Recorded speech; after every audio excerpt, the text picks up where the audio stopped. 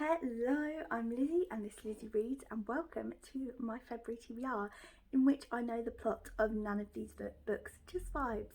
I think that might be my channel thing at the moment. I don't know the plot of anything, I'm just here for the vibes. So yeah, let's get into the video. I have quite a few books that I want to talk about today, so let's get into starting with the physical books that I already own that I want to read. And I am going to start with the books that I want to read because it's February and I'm just feeling the romance vibes. And these aren't necessarily romance books, but they have like a romantic element, which has prompted me to select them off my TBR. First of all, is probably the most beautiful book I own at the moment. It is the Illumicrate edition of A Marvellous Light by Freya Marske, and this is, I have no idea, but it's like historical, literally no idea, but it's historical and it is got like a magical element of it. That's literally all I know. And the reason I prompted to pick this up this month is because Ro read it during TBR-PG-a-thon, I think, and she mentioned in Patreon Sprints, or she's mentioned a few places, that this is surprisingly sexy and this is surprisingly like a little bit smutty and has a bit of an element to it, with a spicy element to it. So that prompted me to want to immediately pick it up, and I had it already on my shelves and I thought, what's the more perfect time? I can't hold it properly because if I hold it up it goes annoying. Yes, so that is top of my TBR, top of my TBR. The next one I've picked out because I think there's going to be like a little romancy sort of element, and definitely love as a theme of that sort, and that is Once Upon a Broken Heart by Stephanie Garber. Not only is it Valentine's vibes in terms of pictures, but also this is the Fairy edition, and also it is I think it's about she makes a deal with like the Prince of something.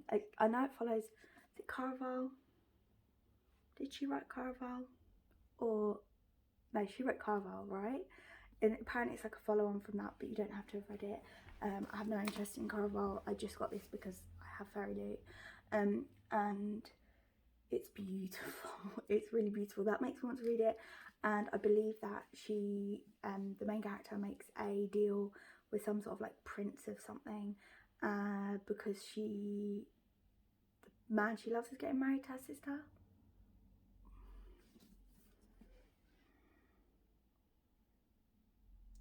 Getting married to another. In exchange for his help, he asked for 3 kisses.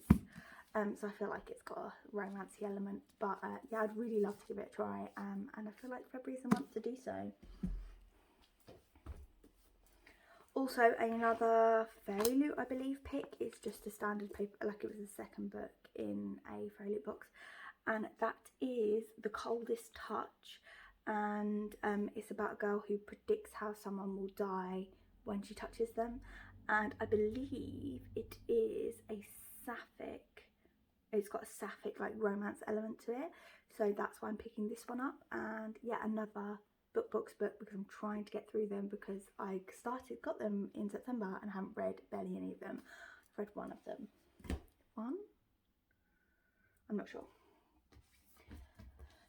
Then next, the last book that because I believe it will have a romancy element, is Serpent and Dove by Shelby Mahurin, and this, I believe, is about it says here, a witch and witch hunter thrust into holy matrimony. There was only one way such a story could end, a stake in a match. I just hear this like recommended a lot alongside like ACOTAR, and I got it for Christmas because it just looked like, I just got the good vibes from it. Literally good, we're just here for the vibes. So those are the romance books with romantic or like love or whatever elements that I'm picking up based on my physical TBR. And then also I've got 4 fantasy books I'm going to read of my TBR because I'm ambitious, but only with reading. So we've got The Bone Ships by R.J. Barker, again a book I know nothing about, but Cassidy from What Cassidy Read, or I always call her What Cassidy Read, that's literally not her name at all, it's Covers with Cassidy, is hosting a book club for read along for this, and there's going to be a live show, and I want to join in because the other hosts are Ro from Running Through Worlds, Jodie Ray Reads, and Bewitched Bex, and I really like all of them, so I basically just want to read it. And it's got what it looks like to be a dragon on the cover, and it's fancy, and Cass suggested it, and I'm reading it because of that. I'm not going to learn anything about it because I want to kind of go in a bit blind, and then if I don't understand, then I'll have a little look back at the thing. But it looks pretty good. And does it have a map? Of course it has a map. But yes, I'm very excited to read that. It's not very long. This next book, however, is fucking chunky AF, and that is The Wheel of Time, The Dragon Reborn by Robert Jordan, the third book in the Wheel of Time series. I don't want my read of this series to go stagnant, and I didn't read one this month, so I'm going to read one, try and read one next month, like towards the end of the month. So this is like my idea of this book is I'm going to start it at the end of the month, and if it carries over into March, that's fine, but as long as I pick up the next one the following month, sort of thing. So I just want to start it this month. I don't want to finish it. Well, I would like to, but I don't need to finish it this month. If I start it, and I just like to go into the month's good progress. This is an epic sprawling fantasy series, and it features a group of young teenagers or young adults. It's not a YA novel. They're like, I don't know how old they are. Who maybe one of them is potentially would be the Dragon Reborn, who is gonna change everything. Magic. It's like wizard witches without wizard witch. Like, there's a lot going on. Just watch the trailer for the TV show. Honestly, just watch it. Because I'm useless. And then also, I'm gonna put a little picture here of the books that I'd like to read, because I don't actually own them yet. Whoops. Yeah, I don't own them, so I can't. I need to buy them. Well, I need to buy them. They're in my basket. I'm just waiting for payday to order them so they can arrive. That is The Name of All Things by Jen Lyons, and this is a sequel to Ruin of Kings, which I'm currently reading. And I would just like to keep reading one a month of these if I can. Hopefully I enjoyed the first book, but I'm pretty much like, I'm started it and I'm really enjoying it. So tomorrow when I get paid, I'm going to order it. Well, tomorrow is the past for you. I'll have that. I'll own it by the time this video goes live. Yeah, don't know anything about this series, but Cassidy, Becca and Jade always talk about it, so that's why I'm purchasing it and reading it because I just don't have any of my own thoughts and opinions. And the next bit is the Willful Prince and the Piebald Princess, or the other way around. It's the Robin Hobb short story that preludes to the next trilogy, which is Fits in the Fall, or Fall, whatever the next trilogy is in the Hobb series. And I'd like to read that. It's a novella, so that'd be really good. But I actually have 1, 2, 3, 4, 5, 6,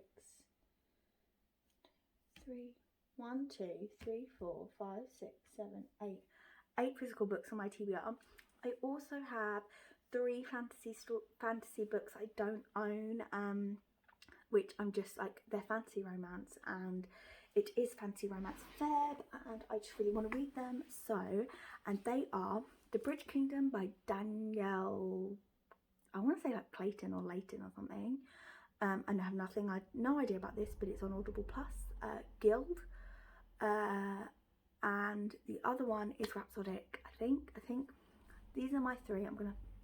They're either on Kindle Unlimited or Audible Plus or something. And I just want to read those. I want to give them a try some fantasy romance. As you can see, there may be a themed vlog coming. We shall see. But yeah, so they're the books that I'm going to be reading. I'll probably reread from Blood and Ash, and also I need to do my Taylor Swift TBR jar picks. If you haven't seen this before, I love Taylor Swift, and I have a Taylor Swift TBR jar full of Taylor Swift songs to be used as prompts. And I am going to pick 2 out now, and then no, I'm going to pick 4. 4, yeah, 4, because I want to, and I'm going to pick romance books based on those 4. First of all, we have Dancing with My Hands Tied. That could definitely be I feel like I've got some like romancy recs that like romancy books that could definitely fit this. A little bit smutty. Yeah, I've definitely got some ideas for that. I've been thinking so hard about what to put as my dancing with your hands tied prompt. Dancing with my hands tied prompt, and there's so many options that I'm going to leave it up to a mood read, because I kind of want one of them to be completely undecided. Then another one that fell out is paper rings. I could do marriage trope. I don't know, I love paper rings. It's such a good song. They're all good songs, let's be honest. So with paper rings, I actually already have a few books with marriage trope on my TBR. So we've got The Bridge Kingdom and Serpent and Dove, just being one of them.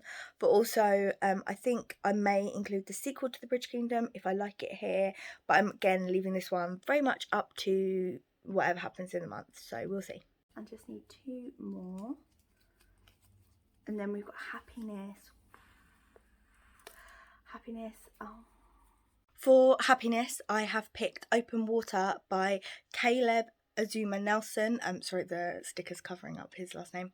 And this is a love story, but it seems to be quite a literary love story about 2 young black British, I believe they come from like working class background, and they both have scholarships at private schools.